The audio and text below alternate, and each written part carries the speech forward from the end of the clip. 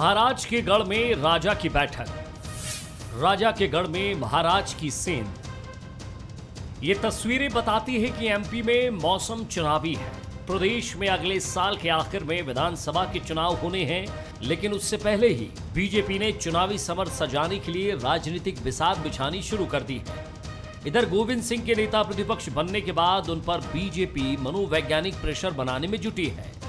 आष्टा के 100 कांग्रेसियों के बीजेपी में शामिल होने के बाद अब बमोरी विधानसभा के 800 कांग्रेसी जल्द बीजेपी की सदस्यता लेते नजर आएंगे। वहीं बीजेपी उत्तर प्रदेश के सफल पॉलिटिकल ब्लूप्रिंट पर मिशन मध्य प्रदेश की तैयारी कर रही है। शनिवार को भी बीजेपी के सभी प्रकोष्ठ और मोर्चा की बैठक ली गई। सीएम शिवराज सिंह चौहान, अध्यक्ष वीडी शर्मा समेत कई नेताओं ने 2023 के लिए रूपरेखा तैयार की है। मुख्य तौर पर भारतीय जनता पार्टी को सर्वस्पर्शी और सर्वव्यापी बनाने में सबसे महत्वपूर्ण भूमिका हमारे मोर्चे और प्रकोष्ठों की होती है। इसलिए हर समाज वर्ग से लेकर के अलग अलग प्रकार के सेगमेंट के लोग भारतीय जनता पार्टी के साथ जो हम लगातार इस माध्यम से संपर्क करने का हमारा अभियान है, तो इस बड़ी ताकत को और ताकत देना और हम नीचे तक हमारा जो संगठनात्मक ढांचा है उसकी समीक्षा के साथ नीचे तक हम अपनी चीजों को ले जाने का प्रयास करें। चुनावी मौसम में तैयारियों के मामले में कांग्रेस भी पीछे नहीं है। कांग्रेस का ग्वालियर चंबल अंचल वहां की 34 सीटों पर ज्यादा फोकस कर रहा है।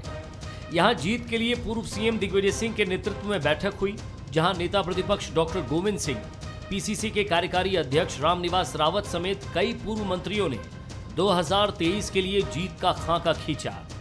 देखिए, जरूरी है हर चुनाव के पहले कि एक रणनीति बनाई जाए। हर संभाग में, हर जिले में कौन कौन से मुद्दे हैं, कौन कौन से स्थानीय मुद्दे हैं जिनको उठाना चाहिए है, हर सीट पर क्या परिस्थिति है वर्तमान में, हमको आगे क्या करना चाहिए चुनाव के पहले, इन सब बातों पर विचार विमर्श होना चाहिए है। और आज वही हो रहा है। कमलनाथ जी के निर्देश हैं कि सभी संभागों में ऐसी बैठकें हों, रणनीति बनाई जाए। कहने को तो ये राजनीतिक चौसर पिछले कुछ महीनों से ही बिछना शुरू हो गई थी, लेकिन बीजेपी और कांग्रेस ने अब तैयारियां तेज कर दी हैं। कुल मिलाकर चुनाव के 1.5 साल पहले ही मौसम चुनावी हो चला है। हालांकि इस चुनावी समर में चुनौतियां दोनों ही पार्टी के सामने हैं। एक तरफ जहां कांग्रेस को खुद को बिखरने से रोकना है, तो वहीं बीजेपी को कांग्रेस की लोक लुभावन घोषणाओं का तोड़ निकालना है। नमस्कार, बंसल न्यूज देख रहे हैं आप। मैं हूं आपके साथ विजय कुमार पंड्या और आज का हमारा मुद्दा है एमपी में गढ़भेदी सियासत। जी हां, गढ़भेदी यानी कि जहां जहां जिन जिन के गढ़ हैं उन्हें ढहाया कैसे जाए, वर्चस्व को कैसे जमींदोज किया जाए। बीजेपी और कांग्रेस चुनावी समर में अपने अपने मोहरे फिट करने में जुटी हुई है। कांग्रेस का फोकस ग्वालियर चंबल की 34 सीटों पर भी है। कांग्रेस ने यहां जीत के लिए दिग्विजय सिंह की मौजूदगी में एक बड़ी बैठक की है। वहीं बीजेपी भी बैठक करके 2023 के लिए एक खाका रोड मैप जो धीरे धीरे तैयार होता है बीजेपी के अंदर, चरैवती का वो नारा देते हैं। वो कहते हैं कि हम हमेशा चुनाव के मोड में ही रहते हैं। इतना ही नहीं, बीजेपी अपनी रणनीति के तहत कांग्रेस पर एक मनोवैज्ञानिक दबाव में भी बनाने की कोशिश में जुटी हुई है। तो इसी पर चर्चा करते हैं कि ये गढ़ की सियासत जो है ये किसे जीत देगी, या वाकई इस गढ़ में वो किले भी ढह जाएंगे, वो महल भी ढह जाएंगे जो वैभव के एक शीर्ष पर आकर खड़े हैं। बात करेंगे। एक बहुत ही मजबूत और खास पैनल हमारे साथ, डॉक्टर हितेश वाजपेयी जी, प्रखर वक्ता, प्रवक्ता, सीनियर लीडर बीजेपी के हमारे साथ। सर, स्वागत है आपका। जेपी धनुपिया साहब, वरिष्ठ कांग्रेस नेता हैं और लंबे समय से हर एक सब्जेक्ट पर कांग्रेस का पक्ष रखते आए हैं, हर एक मंच पर। दिनेश गुप्ता साहब, राजनीति को बेहद करीब से समझते हैं, पक्ष और विपक्ष की चालों को बेहद करीब से देखते हैं। ज़रा सबसे पहले मैं दिनेश गुप्ता साहब आप ही से बातचीत करूंगा, क्योंकि किसी भी पॉलिटिकल एंगल पर जाने से पहले मैं एक वरिष्ठ पत्रकार का ज़रा एक व्यू ले लूं, क्योंकि जो हम सोचते हैं कि ये गढ़ की लड़ाई है या किले की लड़ाई है या महाराजा की लड़ाई है, राजा की लड़ाई है, सवाल ये है कि ये तो नाक की लड़ाई है, पार्टियों की लड़ाई है, विचार की लड़ाई है। इन सब के बीच जनता इस लड़ाई में किसके साथ रहेगी? क्योंकि एक फिल्म आई थी और हमने देखा था, क्या है मृत्यु, कौन चलेगा मेरे साथ। तो सवाल ये है कि वो जगाने वाला दोनों पार्टियों में मौजूद है, लेकिन उसके पीछे वो सेना चल पाएगी क्या और वो गढ़ ढह पाएंगे क्या? वो जो काल के समझ चुके हैं एक दूसरे को, वो उनका संगार हो पाएगा क्या? यहाँ से दोनों पार्टियों की स्थितियाँ अलग अलग हैं। कहीं एक दूसरे के गढ़ में मात देने की कोशिश की जा रही है। वहीं दूसरी बात ये कि एक मनोवैज्ञानिक हमने शब्द का इस्तेमाल किया था पैकेज में, क्योंकि कुछ समय बाद ये पता चल गया कहीं से 800 खिसक लिए, कहीं से 100 पहले ही खिसक लिए हैं। ये एक मनोवैज्ञानिक जीत या कहें बढ़त बनाने की कोशिश करती जाती है पार्टियां। दिनेश गुप्ता साहब, देखिए विजय, जिस तरह की हम तस्वीरें आज देख रहे हैं वो वर्चस्व बचाने की सियासत ज़्यादा है जी। ग्वालियर की जो तस्वीर हमने देखी, और भारतीय जनता पार्टी उस वर्चस्व को ख़त्म करना चाहती है। ये उसकी निर्णायक लड़ाई है मध्य प्रदेश में। आप देखिए कि कांग्रेस में जो टेरिटरी फाइट चलती थी, आज उस फाइट का थोड़ा सा सीन बदला है। आप ग्वालियर चंबल रीजन में जब हम देख रहे हैं ना कि दिग्विजय सिंह जी उसको लीड कर रहे हैं, और मंच पर बहुत सारे दूसरे नेता हैं जो उनसे नाइतफाकी राजनीति में रखा करते थे। यदि ये चुनाव 2023 का भारतीय जनता पार्टी अपने पूर्ण बहुमत, जैसे उसका ट्रेंड रहा है 2018 से पहले का, और कांग्रेस जिस तरह से हाशिए पे गई है, तो यदि वो सफलता उसे मिल जाती है तो 23 के बाद जो मध्य प्रदेश की तस्वीर होगी तो शायद एक दलीय शासन की बनेगी। और इसी पर पूरा फोकस है। यदि हम इस समय से पहले विधानसभा चुनाव की तैयारी देख रहे हैं भारतीय जनता पार्टी की, और कांग्रेस भी उससे सचेत होकर यदि मैदान में आ गई है, तो ये 23 के आगे की राजनीति है। यदि यहाँ क्योंकि कोई तीसरा दल नहीं है, जो भी नुकसान होना है सीधे कांग्रेस को होना है। और कांग्रेस यदि इस दौर से निकल गई, क्योंकि जो अवसाद 2020 में चालू हुआ था उसमें काफ़ी हद तक तो हम देख रहे हैं कि वो रिकवरी के स्टेज पर है, लेकिन इलेक्शन के टाइम पे यदि फिर वो टेरिटरी फाइट में बदल गया तो फिर उसके लिए मुश्किल है। तो ये जो है बेसिकली वर्चस्व पर ज़्यादा फोकस है, और पूरी जो कवायद है। आपकी बात को मैं समझ गया कि सचिन जब हर एक बॉल पर आउट हो चुके हैं, उन्हें पता है कि मैं इस बॉल पे कैसे आउट हुआ था, इस बॉल पे कैसे आउट हुआ था, तो एक हर बॉल पर आउट होने का जो अनुभव है वो कांग्रेस के पास है। अब सवाल ये है कि इस मैच को जीतना है। मैं बड़े अदब से कहूँगा हितेश जी आपके पास आऊँगा, लेकिन ये वाला सवाल जरा जेपी धनोपिया साहब हमारे साथ मौजूद हैं, ज़रा मैं उनसे पूछूंगा, क्योंकि लंबे समय से कांग्रेस को ऐसे ही वक्त की तलाश थी जब टीम की तरह कंधे पर हाथ रखकर कोशिश की जाए, आपस में बैठकर बात की जाए कि साहब अब हारे तो सब हारे, अब जीते तो सब जीते। धनोपिया साहब। विजय पंड्या साहब, नमस्कार आपको। सर, एक बात बता दूं कि जो आपने कहा है कि हर बाल पे आउट होने का अनुभव है, तो वक्त बदलता है और वक्त से बदलाव होगा। अब भाजपा हर बाल पे आउट होगी, ये नोट कर लीजिए आप। जो हालात हैं कांग्रेस पार्टी के बहुत ज्यादा चेंज हो गए हैं, पहले से बहुत बदल गया है। कांग्रेस हर कार्यकर्ता मान के चल रहा है कि 2023 अभी नहीं तो कभी नहीं। हर आदमी को अपने अस्तित्व की लड़ाई लड़ने का एक मौका मिल रहा है। हर आदमी जोश के साथ, अपने खरोश के साथ खड़ा होकर बात करना चाहता है, काम करना चाहता है। मध्य प्रदेश के अंदर कांग्रेस पार्टी जितनी सक्रियता से कार्य कर रही है, भारतीय जनता पार्टी शासकीय संसाधनों का दुरुपयोग करते हुए दिखावा कर रही है। कुछ नहीं है, देख लीजिए भारतीय जनता पार्टी के लिए। अब इनको हर बाल पे आउट होना है। इनकी हालात जो है सामने आ चुके हैं। मध्य प्रदेश के अंदर आदरणीय कमलनाथ जी ने एक रणनीति के तहत सारे संभागों में बड़ी बड़ी बैठकें आयोजित करने का कार्य किया जा रहा है। सारे प्रकोष्ठ, सारे विभाग सक्रियता से कार्य कर रहे हैं, और कांग्रेस के पदाधिकारी दिन रात अपने लगे हुए हैं। हमारी सदस्यता कम से कम अभी आज की तारीख में आप देखिए कांग्रेस सदस्यता चल रही है 26-27 लाख लोगों के तो ऑलरेडी पैन कार्ड जमा हो चुके हैं, बाकी प्रोसेस में है। अब कांग्रेस पार्टी का टाइम आ चुका है। हर चीज बदलाव के साथ होती है। भारतीय पार्टी कुशासन सबके सामने है, महंगाई सबके सामने है, भ्रष्टाचार सबके सामने है, बेरोजगारी सबके सामने है। हालात तो देखिए कहां जा रहा है, आदमी परेशान है। लोगों के सामने अभी क्या चल रहा है आज की तारीख में? सांप्रदायिक सद्भाव बिगाड़ो, लोगों को मार डालो, लोगों की जान पे खिलवाड़ कर दो, जो भाजपा के जुड़े हुए लोग हैं उनको छोड़ दो, बाकी दूसरा कोई फंस जाए तो तोड़ दो। ये जो रणनीतियां है ना, अब जनता देख रही है, और इन सबसे जनता ऊब चुकी है। इसलिए अब मान के चलना कि भाजपा हर बाल पे आउट होगी। जी, बड़े ही धैर्य से सुना डॉक्टर हितेश वाजपेयी जी ने, आपको तल्लीनता से सुना। डॉक्टर साहब, आपको लग रहा है कि ये वो सारे मैटर्स हैं, ये वो बिंदु हैं, ये वो कंक्रीट है कांग्रेस के पास जिससे वो अपना एक नया बिल्डिंग तैयार करना चाहती, जिसे जीत की बिल्डिंग वो कह रही? देखिए, कंक्रीट मान लो, चूना पत्थर ईंट कुछ भी मान लो आप, ये सब है पुराना माल, और कई बार इस्तेमाल हो चुका है। चाहे आप देखिए, दो ही लोग हैं, कमलनाथ जी और दिग्विजय सिंह जी, तीसरा तो मुझे नहीं दिखता है। माननीय दिनेश जी मुझे जागृत करेंगे इस विषय में, एनलाइटन करेंगे यदि कोई होगा तो। पर अब ये दोनों कैसे हैं? देखिए दोनों के विपरीत स्वभाव हैं। जहाँ तक दिग्विजय सिंह जी हैं, दिग्विजय सिंह जी बंटाधार के रूप में जाने जाते हैं। हम सब जानते हैं बिजली सड़क पानी सब खत्म हो गया था उनके समय में। ओवरड्राफ्ट की सिचुएशन आ गई थी। सरला मिश्रा जैसे कांड से वो जुड़े हुए हैं। ट्रेजर आइलैंड जैसे बड़े बड़े कांड उनके समय में हुए। ज़मीन ही खा गए मतलब पूरी। तो ये सब हम लोगों को पता है बहुत, हमारा वेल रिसर्च विषय है। मतलब दिग्विजय सिंह मेरा तो बहुत प्रिय विषय है और मध्य प्रदेश की जनता का भी बहुत प्रिय विषय है। पर वो कहते भी हैं कि बीजेपी जितना दिग्विजय सिंह करती है, उतना राम राम करती तो शायद नहीं, यही हम भी कहते हैं जी कि इतना भाई दिग्विजय सिंह जी से किनारा किया किसने? सबसे पहले तो राहुल जी ने किया। उनको एक बड़े आयाम का उनको प्रमुख बना दिया। आपको भी पता होगा कि विपक्ष के खिलाफ आंदोलनों की रचना ये करेंगे। उसके बाद ये किसी राज्य में नहीं जाते आप सोचिए, मध्य प्रदेश से बाहर ही नहीं, इसका मतलब उनको साइडलाइन किया।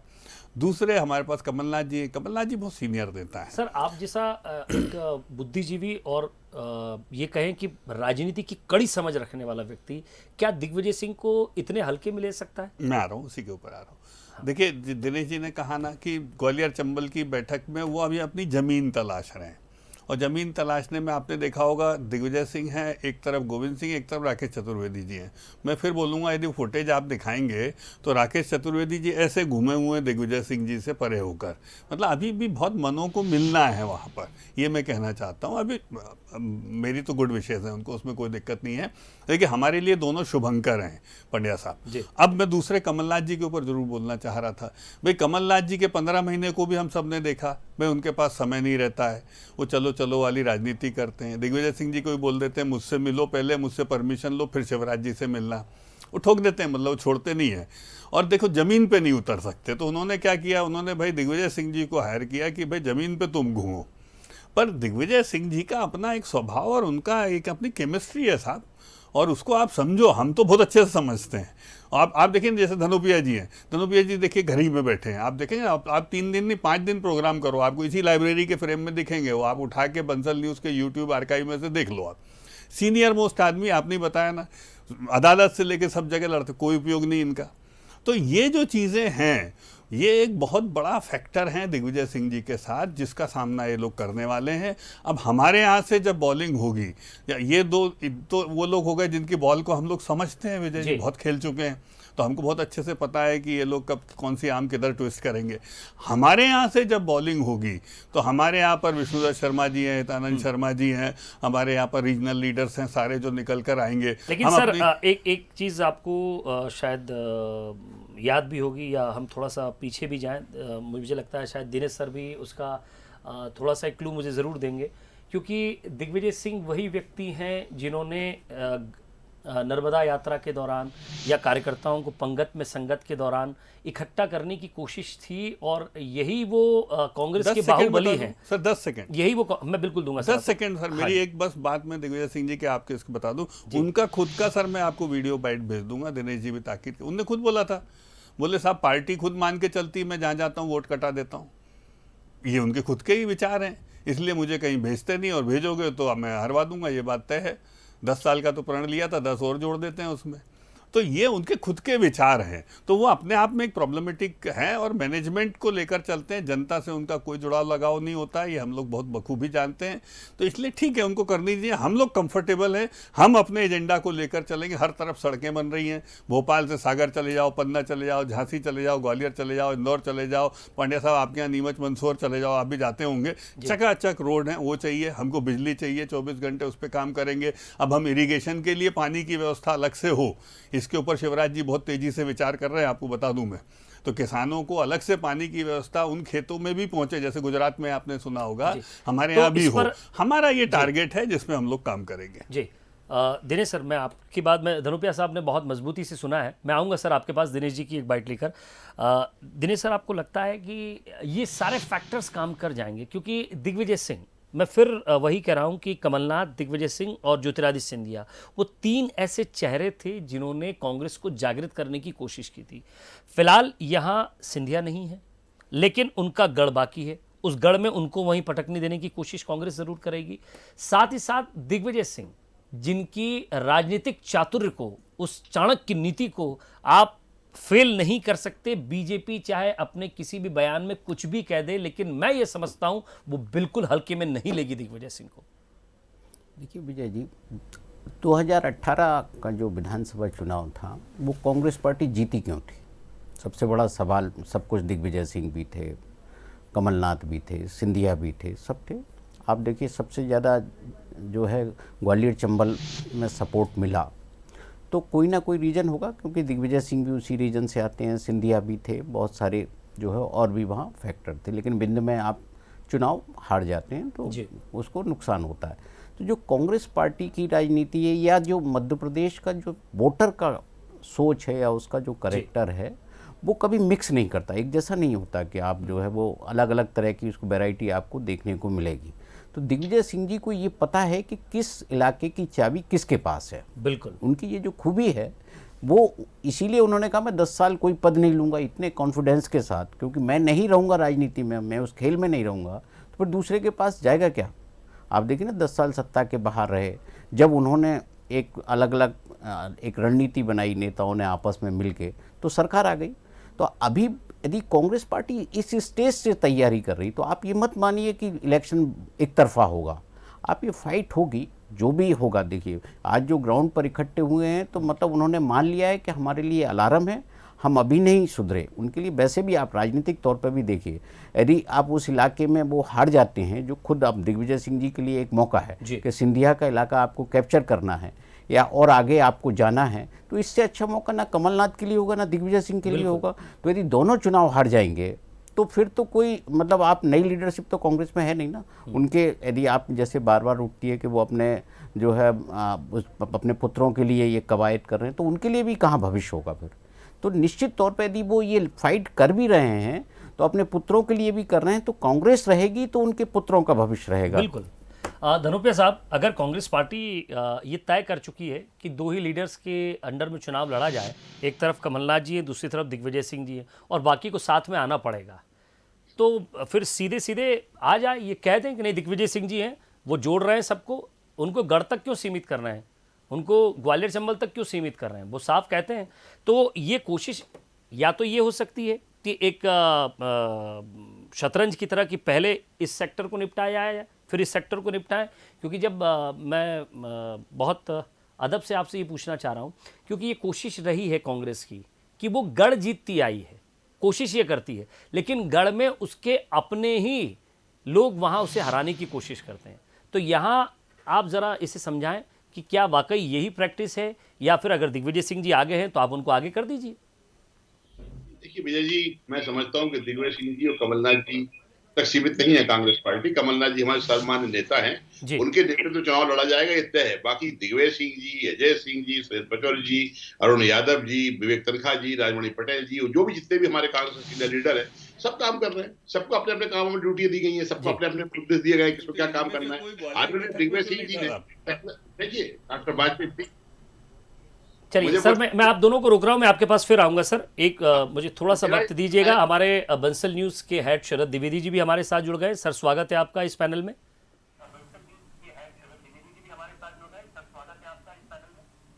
बहुत शुक्रिया विजय, बहुत शुक्रिया जी।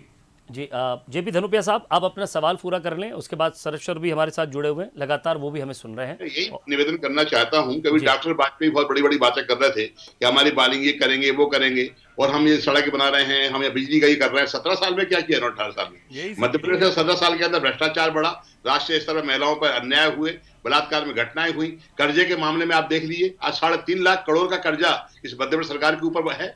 आज बेरोजगारी का हाल देखिए, 55 लाख युवा आज ही मध्य प्रदेश के अंदर बेरोजगार घूम रहे हैं। तो भारतीय जनता पार्टी कुछ भी करती रहे, महंगाई देख लीजिए, पेट्रोल के देख लीजिए, डीजल देख लीजिए, खाने के दाम देख लीजिए, सारी चीजों के अनाजों के दाम देख लीजिए। मैं समझता हूं कि आम जनता, एक आम गरीब आदमी इन सब बातों को देखता है कि उसके जीवन में आप क्या करेंगे। 15 महीने में क्या किया था हमने? क्या किया? कांग्रेस पार्टी ने 100 रुपए में 100 यूनिट बिजली, एक पैरामीटर बताइए जो आपने ठीक कर दिया उसमें से। पिछड़े वर्ग को 27% आरक्षण आपने सरकार बनते ही 2.5% वो बढ़ा दिया था वैट राशि की थी, हमने पेंशन राशि डबल की थी, हमने सर आपने 2.5 रुपए वैट बढ़ा दिया था जिस दिन शपथ ली थी। मैं रोक रहा हूँ सर आपको यहाँ दोनों को। आपके तो 15 साल बढ़ा। सर अच्छा, पेट्रोल पे प्राइस बढ़ाई थी कि नहीं आपने बताइए। धनुपिया साहब आया नहीं बताइए। धनुपिया साहब और डॉक्टर वाजपेयी साहब, आपको मैं रोक रहा हूँ। शरद जी हमारे साथ हैं। सर आगे इस डिबेट को आप आगे बढ़ाइए।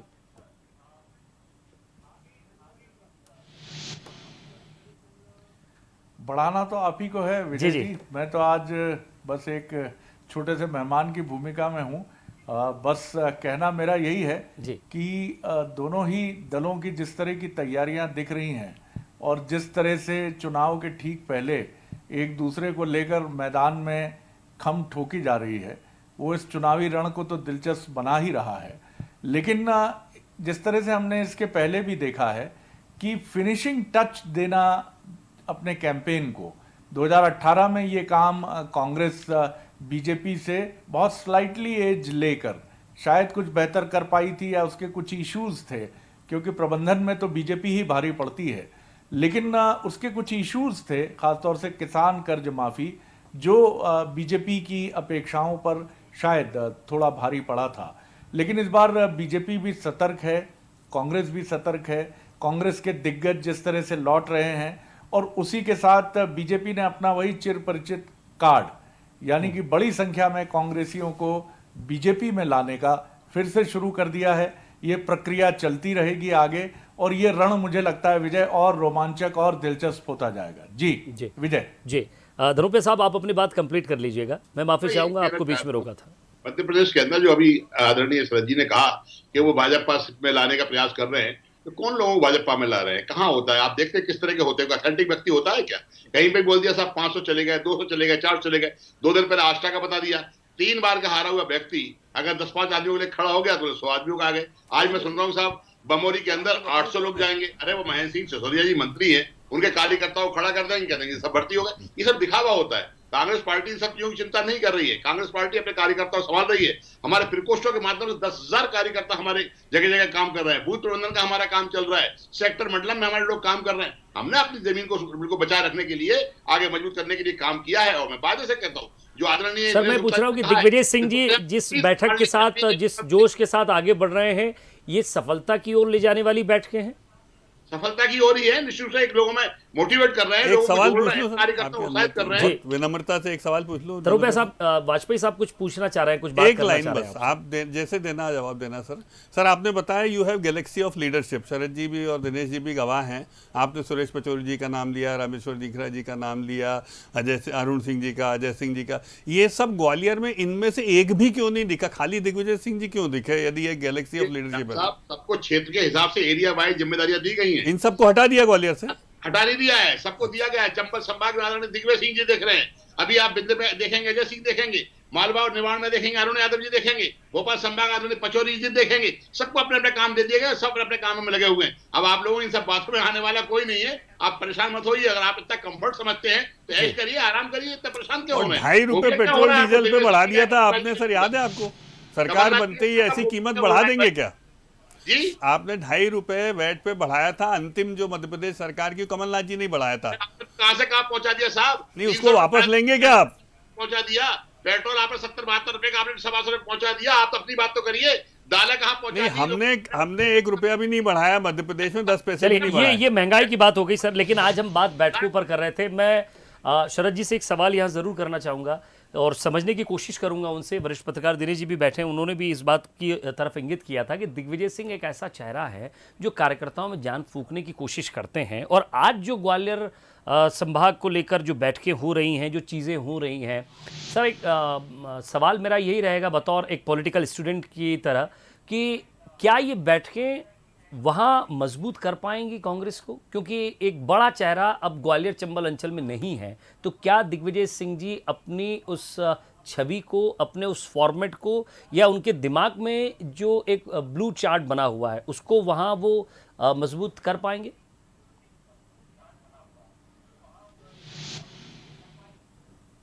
अब विजय देखिए, सबसे दिलचस्प बात यह है कि मध्य प्रदेश में ये जो चुनाव इस बार हम फिर देख रहे हैं, ये दरअसल एक तरह से एक्सटेंशन है 2018 का ही। इस मायने में एक्सटेंशन है कि दोनों ही दलों के लिए लगभग बीजेपी के लिए उतना नहीं, लेकिन कांग्रेस के लिए और करो या मरो की स्थिति वाला ये चुनाव है। बीजेपी इसलिए और सतर्क हो गई है कि 2018 में उसकी अपेक्षा के विपरीत परिणाम रहे थे और वो मत प्रतिशत में कांग्रेस से कुछ आगे होने के बाद भी वो पिछड़ गई थी सीटें कन्वर्ट करने में, और उसे विपक्ष में बैठना पड़ा करीब 14-15 महीने। इसलिए इस बार दोनों ही पार्टियां कोई कसर नहीं छोड़ रही हैं। लेकिन कांग्रेस के लिए ये खंदक की लड़ाई है, क्योंकि कांग्रेस ये जानती है कि वो जीतने के बाद भी अपनी जीत को सस्टेनेबल तरीके से आगे नहीं बढ़ा पाती है। राजस्थान में उसकी सरकार रही, वहां पर लगातार आसन्न चीजें चलती रहती हैं, कभी ना कभी पायलट साहब का कोई बयान जो है वो परेशानी में डालता है। छत्तीसगढ़ में भी बीच में कुछ बातें उठी थी, लेकिन वो दरकिनार हो गई। तो सबसे महत्वपूर्ण बात यह है कि जो बैठकें हो रही हैं, कांग्रेस के चरित्र को आप समझिए कि कांग्रेस जब उसको लगता है कि उसकी संभावनाएं कुछ ठीक हैं या सत्ता में आने की बात है या करो या मरो का संघर्ष है, तो कांग्रेस के जितने भी बड़े नेता और कार्यकर्ता हैं वो एक अम्ब्रेला के नीचे आने लगते हैं। लेकिन इस बार बीजेपी के लिए भी प्रक्रिया बहुत महत्वपूर्ण है।